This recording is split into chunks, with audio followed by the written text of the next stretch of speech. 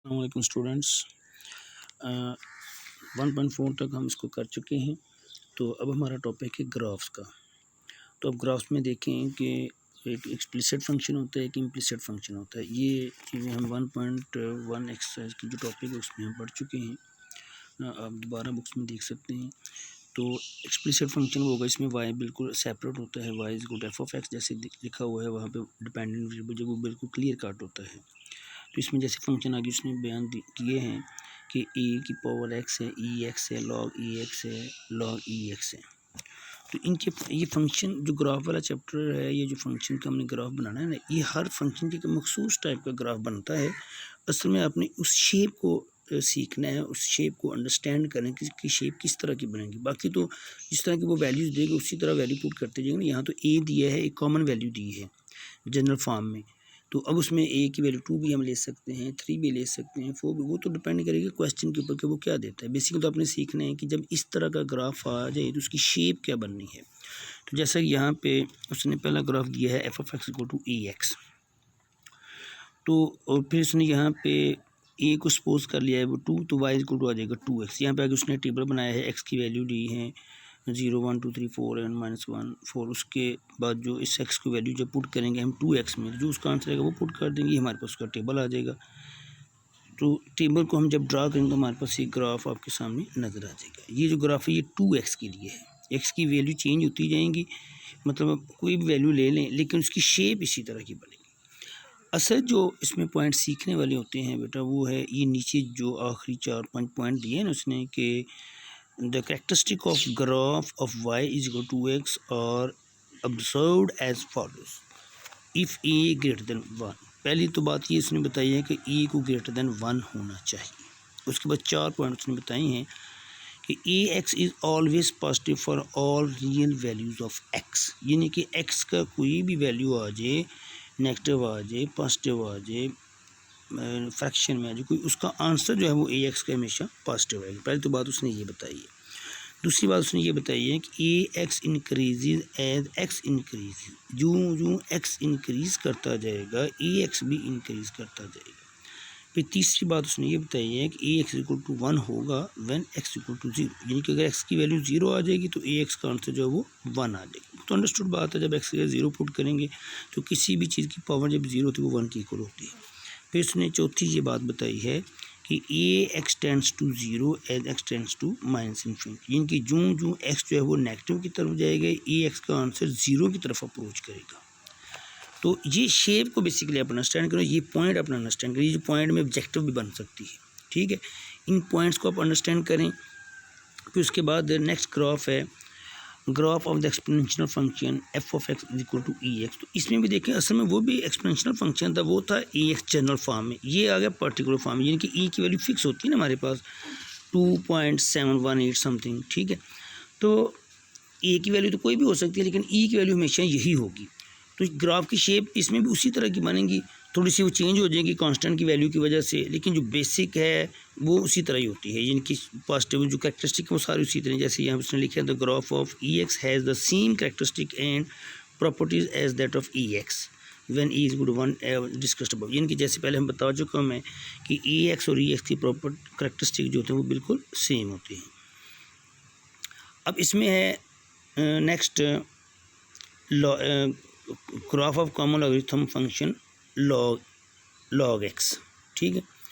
तो इसको अब देखें कि लॉग एक्स को हमने कैसे लेके चलना है। तो ये लॉग एक्स के लिए भी अब देख लें कि if x equal to 10y हो then y equal to log x आ जाएगा। और इसी तरह know for all real values of y 10y greater than 0 x greater than 0। अगर 10 की पावर y का आंसर पॉजिटिव होगा तो x भी डेफिनेटली पॉजिटिव ही आएगा, ग्रेटर देन 0 होगा।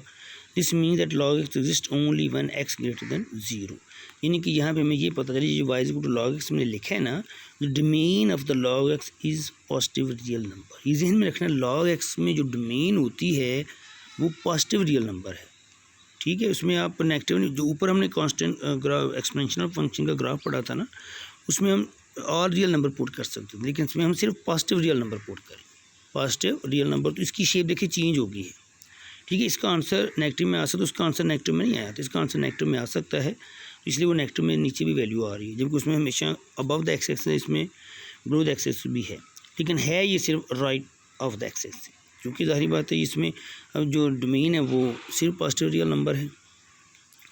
तो इसी तरह आप देख सकते हैं कि log x is undefined at x equal to 0, जब 0 होगा तो वो अनडिफाइंड होगा। तो अब इसका टेबल की वैल्यू बनाएंगे और वैल्यू पुट करेंगे तो इंशाल्लाह वो सॉल्व हो जाएगा, इसमें कोई इतनी मतलब प्रॉब्लम वाली बात नहीं है। तो नेक्स्ट इसका आ जाएगा ग्राफ ऑफ नेचुरल लॉगरिथम। अब log x और ln x में बस छोटा सा डिफरेंस है कि log x में होता है उसका जो कॉमन लॉगरिथम उसको हम कहते हैं, उसमें बेस e होती है, log e x आ जाता है।